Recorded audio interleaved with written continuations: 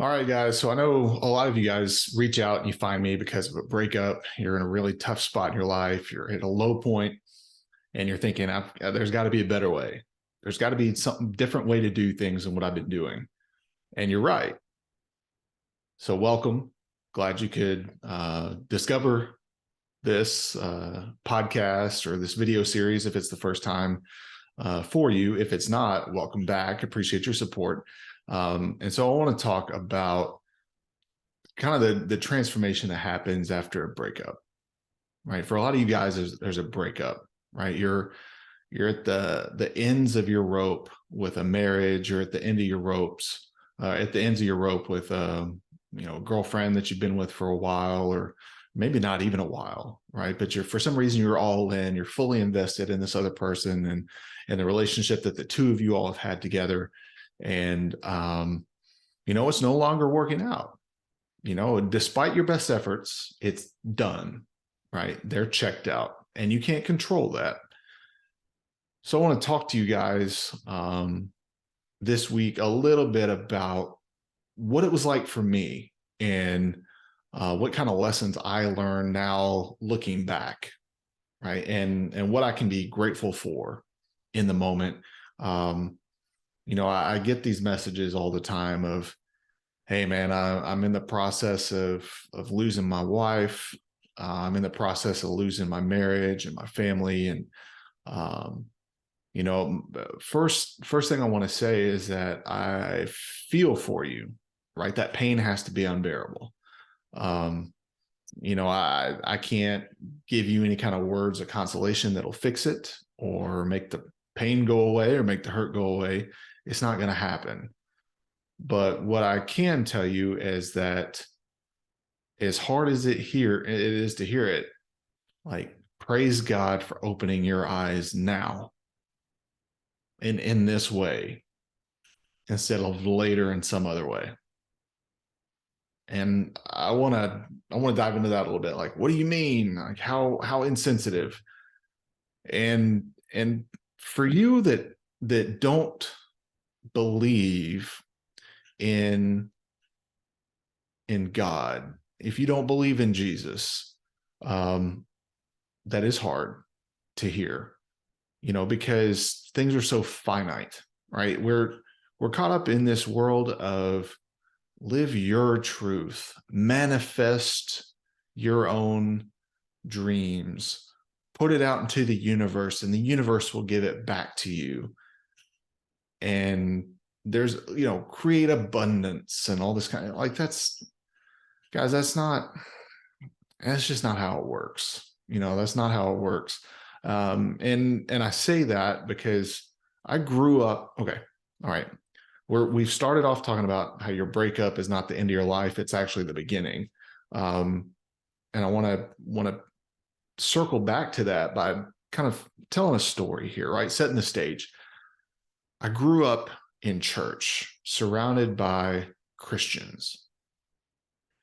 And I was telling this the other day in my men's group, that for a long time, right, I was a Christian. I've been a Christian since I was 13, right? Believer, baptized, Jesus died for my sins. I have hope of salvation through him and his sacrifice. I believed all that, right? From the age of 13 on. And then somewhere around the age of 15, 16, I decided to kind of start doing things my way, right? And then while I was still involved with a church family, in terms of I was present, I wasn't really involved. I wasn't walking the talk outside of it, right? So, I mean, like, I wasn't drinking or doing drugs or anything like that, but I was surrounded by it. And I was surrounding myself by it because I enjoyed it, right? I thought it was more fun. But I felt like as long as I'm not doing it, then I'm the good guy, right? I'm not making the mistakes here. I'm not sinning. And so, as I approached college, still thinking though, like, I'm a good guy, right? Like, I'm not evil. I don't want to do harm to people. I still believe that God is a very powerful and real thing. But I want to live life my way. That's how I thought. And then I had a friend of mine who I had known in high school pass away tragically in a car accident, right?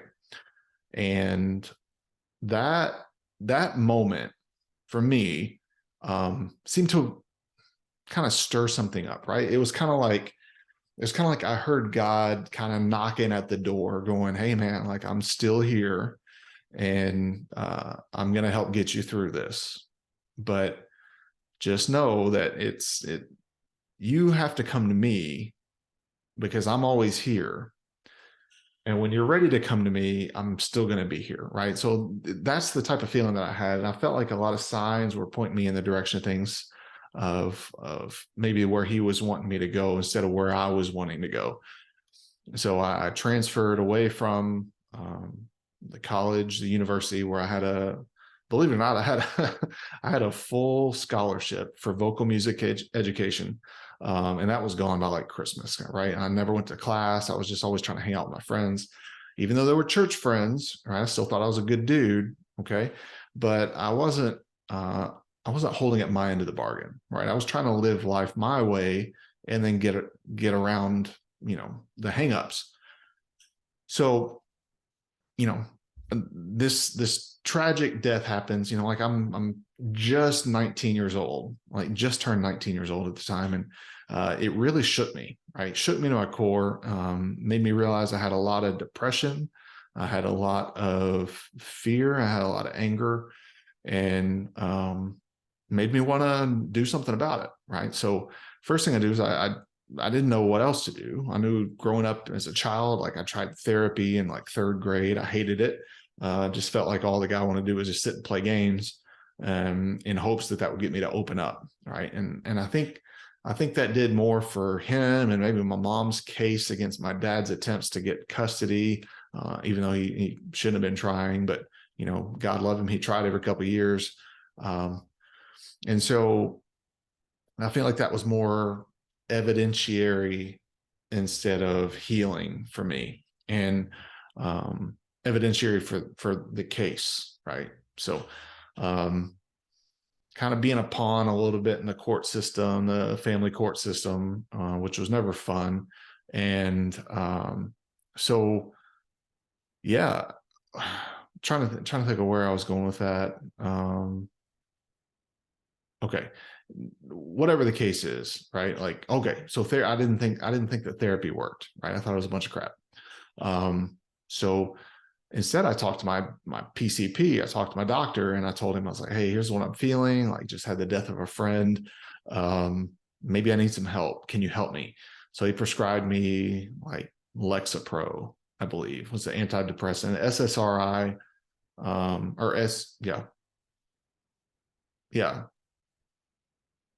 yeah, yeah, yeah. It's either serotonin or selective serotonin reuptake inhibitor. Anyway, I'm sorry, I'm thinking about the medical term, and I may have switched up the S's, but nonetheless, it's right. So yeah, it was trying to help with a chemical imbalance. And the crazy thing about that is I never underwent any testing, right, to determine if I had some sort of chemical imbalance neurologically. What is mind blowing to me, right? You're gonna, and I was reading the side effects. Being 19 years old, I'm reading the side effects. Approaching 20, I think at the time. By the time I got on it, I was 20. I'm pretty sure I was 20. But yeah, I'm reading through, and it's like suicidal ideations is a side effect. Like I might be suicidal as a result of trying to take this medication. So I take it, right? Because I'm like, something's got to be better than what I'm doing. And I take it, and I'm just like, I just feel worse, right? Like I feel like I have no control anymore. I feel like I'm dependent on something else. And come to find out, like I did the thing you're not supposed to do. I just quit it cold turkey after about 2 or 3 months. I didn't really feel any different, right? And so I thought I can get myself out of this. So I do that, right? And again, remember, all this, guys, is a backstory leading up to kind of getting through the breakup that changes your life, and not just one breakup, but a series of them. If you're as unfortunate as a lot of us are, there are multiple times where you get into relationships that, yes, when you think about what's healthy, what's good of you, what's good of your partner, there's relationships you probably shouldn't be in on paper, but you were absolutely in them for the right reasons. So stick with me. So I'm cutting cold turkey off this antidepressant medication, which is what they say not to do, because that's really going to mess you up chemically. But I kind of started getting a lot more into prayer and trying to read the Bible, and just trying to understand, like, who is God, right? I've believed in him my whole life, but who is he? And I didn't understand, right? Because, like, I've been a Christian since I was 13 at this point, but I've not really been a Christ follower, So I do all that kind of stuff, right? Like, I'm kind of trying around this and that, and I get into a pretty serious relationship with somebody. Again, I was too young to really understand what I was in, what I was wanting to commit to long term one day. Still didn't really understand, like I said, who I was or who I was looking for. It was at that time just kind of like, who's going to give me attention? Because I didn't think anybody would give me attention. I didn't have high self-esteem. So, yeah, you get out of that, and then, again, trying to do things my own way. I dabbled a little bit trying to get close to God, like, hey, God, I'm here. I'm interested. And then, like, things kind of shift in the real world and in the day in and day out things. Now I'm back to, hey, Jason's going to do things his own way because whatever he was doing before wasn't working.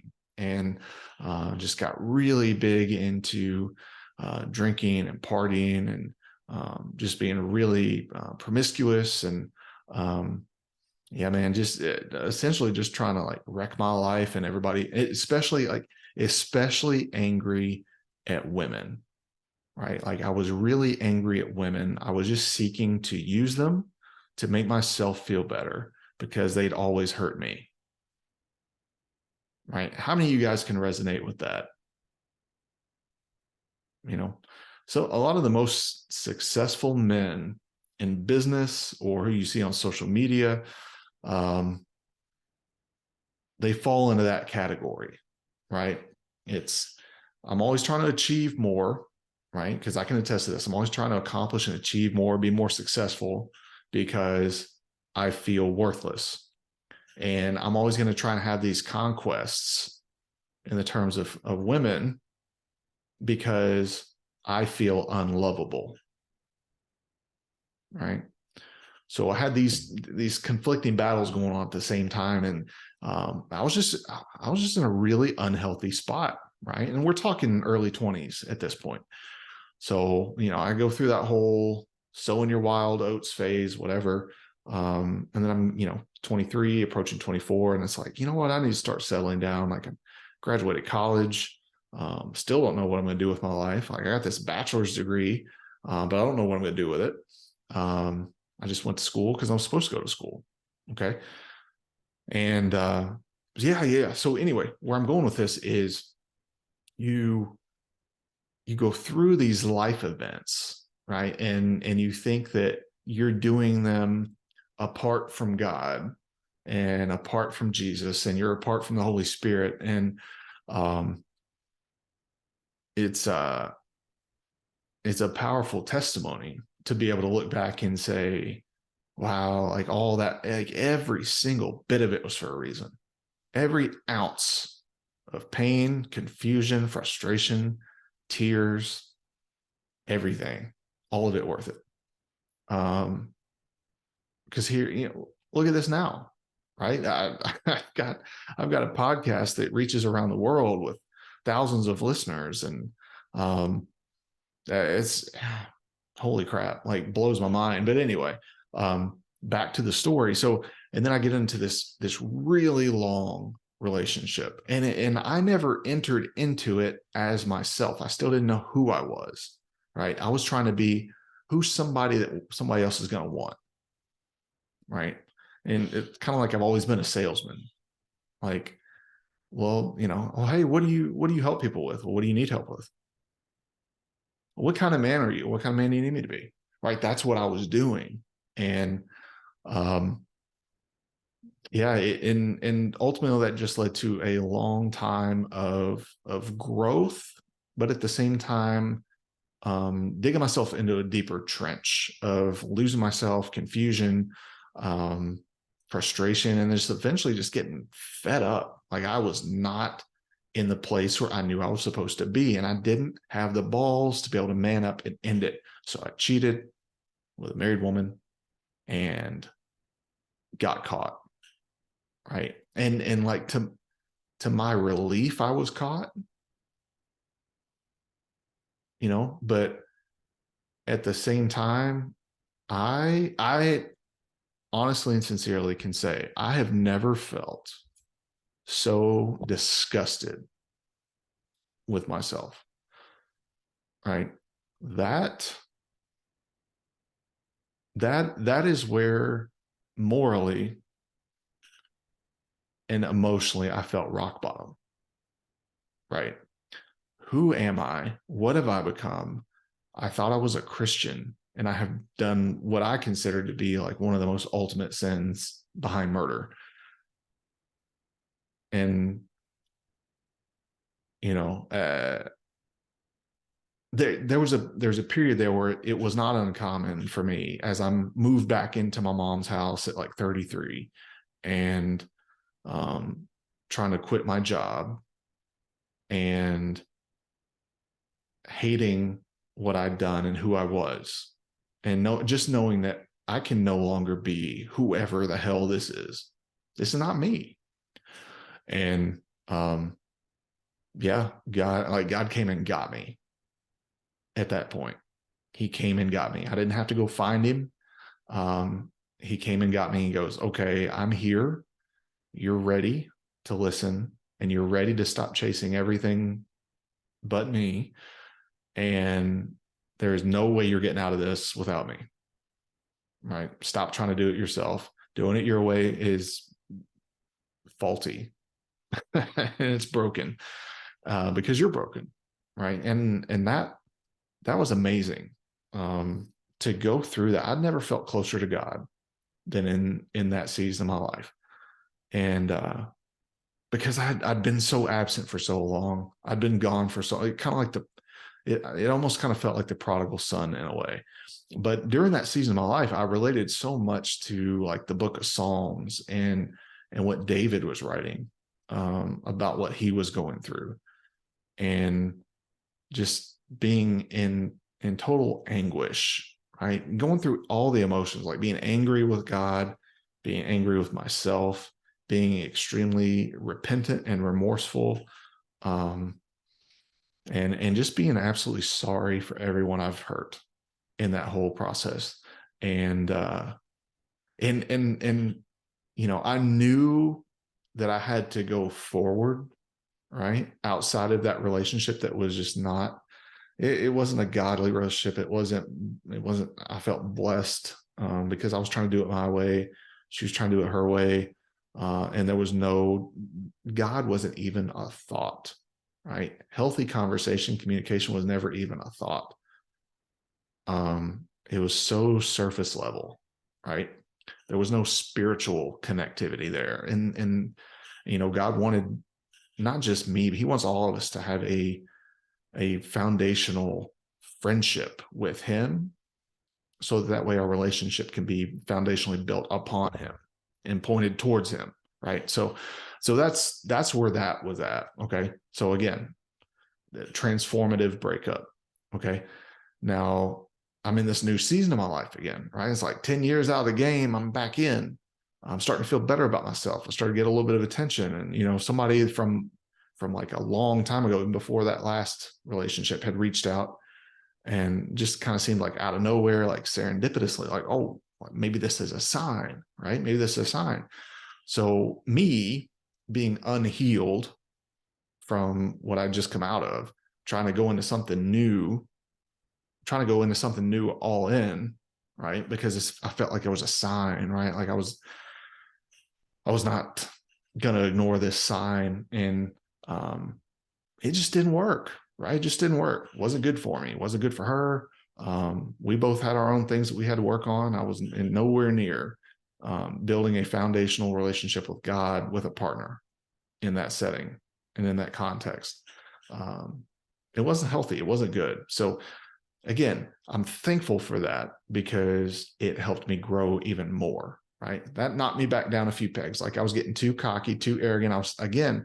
I was acknowledging God, but I was still not close to him. I was still trying to do it my own way. Giving him credit for when the good things happened, when I needed him, when I was low, and also giving myself a lot of credit when things were going well, right? Not acknowledging him, not thinking of him. So that helped, right? And then, some time goes by and, meet somebody else. And I thought that like, all right, I've done some therapy. I've prayed a little bit. I've acknowledged God. I've read the Bible, like I've done the reading plans, all that kind of stuff. The devotionals. I think I'm ready, right? Like I think I'm ready to start settling down because I think I felt that clock ticking, and I was just totally blind to any and all red flags, right? Like there was this woman who said that, like, yeah, I've got, I was married, I've got kids, I'm finalizing the divorce, but it's done, whatever. And just like all the signs were there, all the flags were there. And it went on, and like kind of seriously. Oh, well, I mean, I guess serious to me because I thought that she was serious, but she wasn't serious because she was living a double life. Like she was not only still married, but still living with the man, and had no intentions of leaving him, and was just going to continue to lie to me and lead me along. But I take responsibility for that because I chose not to see it. Right. Looking back, all the signs were there. I chose not to see it. Again, I was trying to do things my own way and trying to give some credit to God, for my growth and things like that. But again, it was still about me, right? It was still about me. And it was like one trial after another where God was telling me, like, you are not ready, right? You're not ready. You have more to learn. So it's just like going through that, right? And then getting to the place where I am now, right? This was a couple of years ago. And this is like where I'm at now is it's so much less about me than it has ever been. Right. Like I still get in those moments sometime where I'm like, man, I'm doing really good. Like I did really good with that situation. But now it's like I am as intentional as possible. And I hope that this inspires you guys too right now, that like if you can hear back through that timeline of that course of events, my relationship with God and the journeys with the breakups, right? Like it's like with each one you think, man, this is it. This is like the all-time low. I can never move on from this, right? Because everyone is going to hurt over and over and over again, right? It's just going to end in a breakup. So no, there's hope, but doing it your own way is what keeps you in broken situations and broken patterns. I have like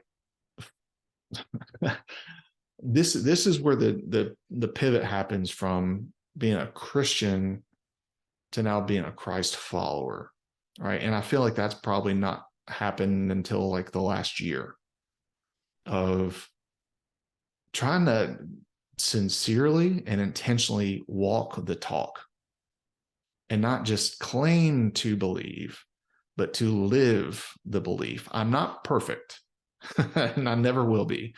Um, but understanding that my life is God's, your life is God's, your business is God's, your family is God's, your marriage is God's. It all belongs to him, right? We are the stewards of what we've been given. We are to manage it well. And my body, no matter how strong I am or how fit I am or whatever, like hitting new records in my late 30s as I approach 40,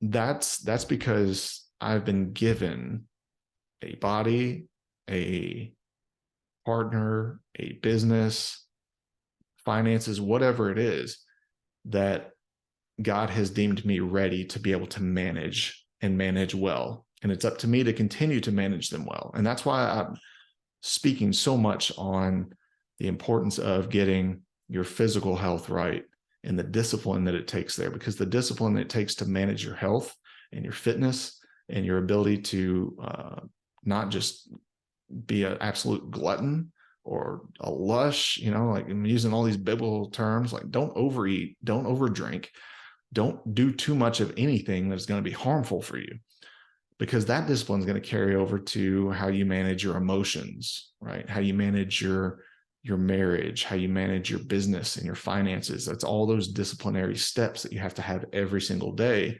when a lot of times your emotions are wanting to lead you a different direction, right? Emotions lead you into those relationships that are going to break you, right? Because God needs you to go through it, right? You got to go through it in order to transform. There is no way that I would be ready for the things that I have on my plate now had I not gone through any of that before. So if you're low, if you're down, if you're feeling depressed, if you're feeling frustrated, if you're feeling confused, if you're wanting to know, when is this pain, this discomfort going to stop that I'm suffering with silently, but everybody on the surface thinks I'm doing great and I'm killing it? When is it going to stop? And I will tell you, is once you give in and stop trying to make it about you and what you need to do to get out of it. Yes, you need to take action. You need to do what is right. You need to do what is going to grow you and lead you into groups of men and other people and partners and potential partners, that kind of stuff. Lead you into groups that are better than you, so you can strive to be better than you are now. Okay, that is the importance of growth, of going through painful situations, because we have to learn. And I feel that pain is the great teacher, right? Pain is the great teacher that make us want to change our ways. So guys, just know that if your marriage is over, if your relationship is over, if you just lost all your clients and your business and your business partner just crapped on the plans that you had worked out, just know that, be thankful. And as crazy as that sounds, be thankful, because you know it's going to get better from here. It is going to get better from here. You are going to learn lessons about yourself that you're going to be able to carry forward. Now, here's where we fail if we stop listening, right? We fail to be quiet enough to be able to hear, right? Be still, listen, pray for wisdom and discernment to be able to understand what you're being told, the direction that you're to go in, and then act on it, right? You must act on it. I think that's where a lot of people go wrong. I'm just going to pray about it. What are you going to do? You're not changing anything about your life. You're just praying about it, right? And it's like that's like saying, God, I need you for this, but look away while I still do what I want to do, right? None of that's going to be blessed. And I know a lot of times you might be thinking like, man, there's people worse than me that don't know anything about God, don't want anything to do with God, and they're killing it, right? They're where I want to be. They have what I want to have. And just know that that's not for you, right? That's not your path. Your path is the one that you're on. Stop looking at everybody else's. Look to God, look to Scripture. Brother, that's all you need. I'm telling you, that is all you need. We have to be willing to be radically isolated from everything but God, right? That he gives so many examples in the New Testament, right? In the Gospels of follow me, right? He walks up on these people, these fishermen by trade, these tax collectors by trade, right? They're doing well, right? They're doing well enough. They're known for what they do, right? They have families, they have careers, they have lives. He comes up to them, follow me. And they dropped everything and followed it. That's wild. That is wild, right? Do you have that? I can't say that I would, right? But I know now I'm closer to being able to do that than I would be 6 months, 12 months, 2 years, 3 years ago. Guarantee it. And it's all because of the the pain I've had to go through, right? And so the pain that you're going through, right? The learning curve that you're on is hopefully taking you in the right direction. If it's not, I can't advise this enough. You have to surrender. Stop trying to do it yourself. Stop thinking that you can fix it and save your own situation, right? You can't, but be willing to listen to the direction and the actions that you need to take in order to get yourself moving forward, right? He's going to keep giving you opportunities, but just when are you going to listen? For a long time, I wasn't listening. I wasn't listening to anything I didn't want to hear. And I see it all the time with the clients I work with.